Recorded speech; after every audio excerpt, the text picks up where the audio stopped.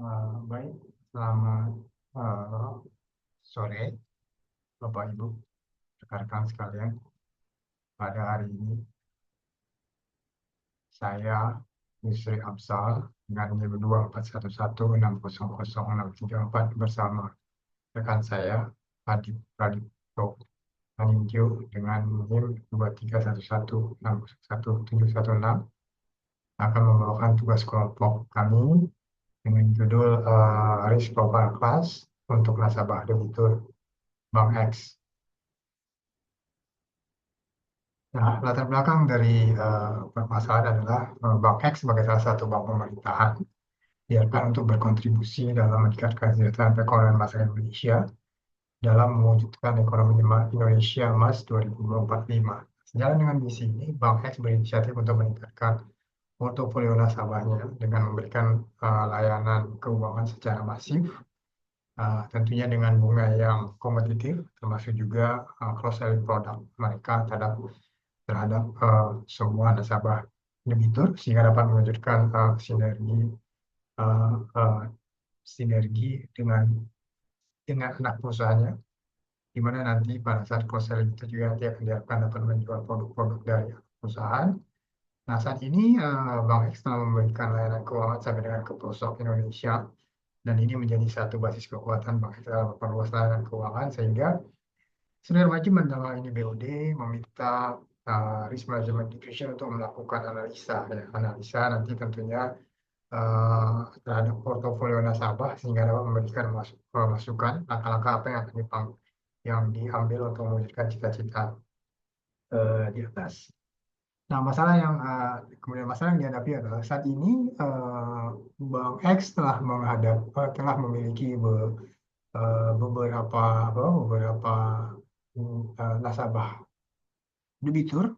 Nah, di mana juga in paralel dengan itu juga diharapkan juga Bank X harus tetap istilahnya tetap sejalan dalam pengelolaan resiko eh, resiko di mana kita tahu bahwasanya bank itu mempunyai beberapa resiko. Terus mereka manage sehingga tetap memberikan keuntungan dan juga tetap mengelola risiko dengan baik. Nah, tantangannya adalah bagaimana Bank X dapat mengelompokkan nasabah debitur tadi sehingga sesuai dengan profil risikonya, sehingga bank dalam hal ini Bank X dapat melakukan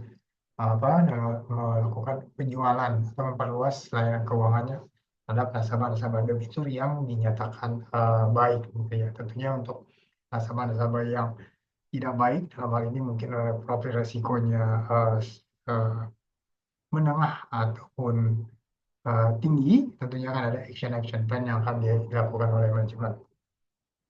Nah, tujuan melakukan dia tentunya dapat memberikan langkah-langkah oleh bank untuk mengambil langkah-langkah strategis, ya. Nah, langkah-langkah strategis ini telah dipetakan.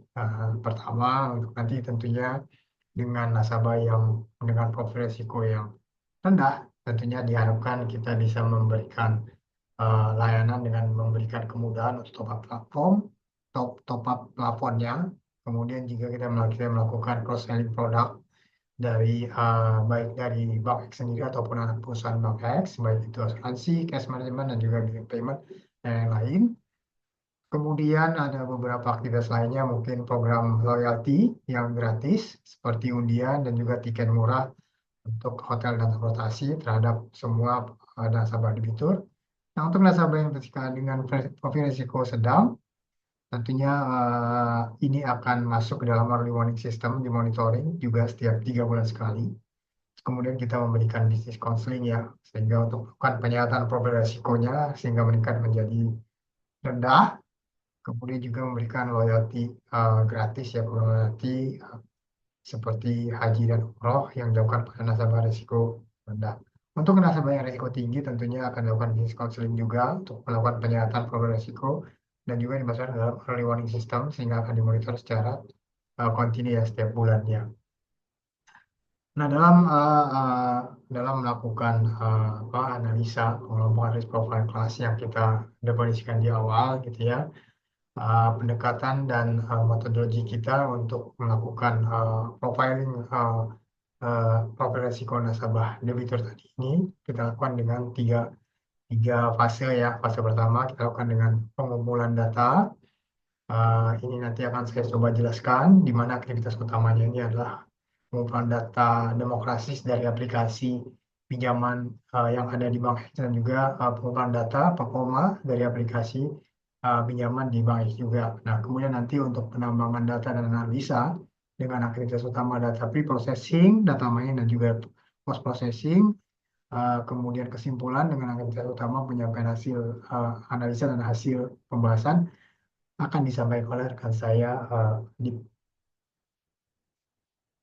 Oke, kita masuk ke fase 1, pengumpulan data. Nah, pengumpulan data ini kita lakukan dilakukan dengan mengambil periode tertentu pada lokasi tertentu juga, karena kalau kita ambil ke semua lokasi tentu tidak memerlukan waktu yang banyak karena ini terbatas pada simulasi. Nah, jadi kita ambil hanya beberapa record saja, lebih kurang sekitar 8 dari 800 record. Nah, ada dua aplikasi ya. Aplikasi pertama ini aplikasi pinjaman, di mana aplikasi ini melingkupi data demografis nasabah debitur dengan atribut seperti nomor CIF, plafonnya, kemudian bukti kepemilikan agunan, kemudian tanggal realisasi, kemudian kemampuan bayar, kemudian angsuran usul dan juga jenis kelamin dan lain-lain. Aplikasi kedua melingkupi performa nasabah debitur dengan atribut antara lain nomor CIF-nya, kemudian apakah dia statusnya lancar atau tidak, atau sudah kemudian berapa lama day past due date-nya dan juga dan data-data yang lain. Nah, risk profile yang kita definisikan nanti yang akan digunakan pada fase 2 dan fase 2 untuk analisa adalah mengelompokkan nasabah debitur berdasarkan parameter yang kita definisikan berkaitan dengan profil risiko antara lain riwayat pembayaran collect one, nanti adalah riwayat apakah dia lancar atau tidak lancar, kemudian lama menetap nasabah debitur apakah beberapa pada lama menetap di domisilinya, kemudian berapa lama usahanya sejak pencairan pinjaman, kemudian kemampuan membayar kembali ya angsuran berdasarkan angsuran usulnya, kemudian lama pinjaman dan juga status tempat tinggal. Nah, dari keenam parameter ini kemudian kita jumlahkan dengan scale score ya. Nanti kita akan jumlahkan dari riwayat pembayaran sampai dengan status tempat tinggal itu. Dan kemudian kita lakukan pemilahan ya. Untuk skor dari 10 sampai 200 itu akan masuk ke dalam sebagai risiko rendah. Kemudian 50 sampai 100 akan masuk ke risiko sedang dan juga lebih kecil dari 50 akan masuk ke risiko tinggi ya. Nah, untuk 6 parameter tersebut yang disampaikan di atas sebelumnya itu akan dibagi dengan scale score seperti yang Anda lihat pada layar. Collect one itu skor 40 sampai dengan 5 itu artinya sudah melebihi dari 180 hari ya dia tidak melakukan pembayaran. Kemudian lama menetap untuk lebih dari 3 tahun itu akan kita skor 40 sampai dengan dia lama menetap lebih kecil dari bulan atau setengah tahun itu 0. Kemudian lama usahanya sejak pencairan pinjaman di approve itu 2 tahun itu 40. Kemudian kita bagi sampai dengan di bawah 6 bulan itu 0. Kemudian RPC angsuran ini adalah berdasarkan apakah dia nasabah baru, kemudian nanti kalau dia nasabah baru ini akan dikasih multiplier 0,5 kemudian dikalikan dengan angsuran usulnya,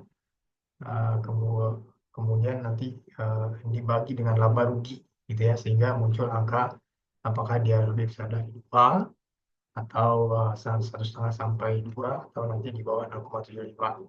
Nah, kemudian tenor ini adalah lama pinjaman mulai dari lebih besar dari 5 kita buat skor 20. kemudian 2 sampai 5 10 sehingga di bawah 2 tahun itu 0.